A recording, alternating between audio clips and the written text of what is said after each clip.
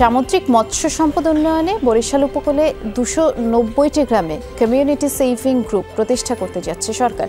বরিশাল বিভাগের 29টি উপজেলার 34,000 জেলে উপকারভোগী হবেন। বরিশালের সাংবাদিকদের নিয়ে অনুষ্ঠিত কর্মশালায় এমন তথ্য জানিয়েছে মৎস্য অধিদপ্তর। Sustainable coastal and marine fisheries প্রকল্পের আওতায় আয়োজিত এই কর্মশালায় প্রধান অতিথি ছিলেন অতিরিক্ত বিভাগীয় কমিশনার আব্দুর রাজ্জাক।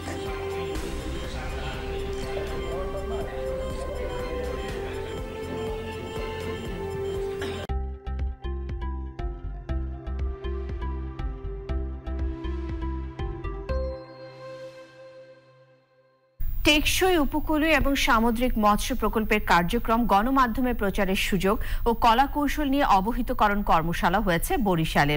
মৎস্য প্রশিক্ষণ কেন্দ্রে ওই কর্মশালায় অতিথি ছিলেন অতিরিক্ত বিভাগীয় কমিশনার মোহাম্মদ আব্দুর রাজ্জাক।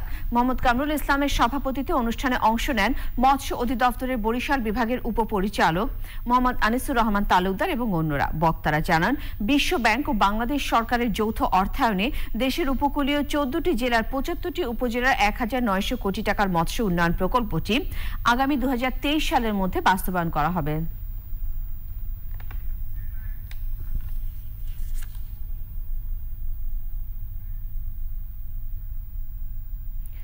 সবশেষে চ্যানেলে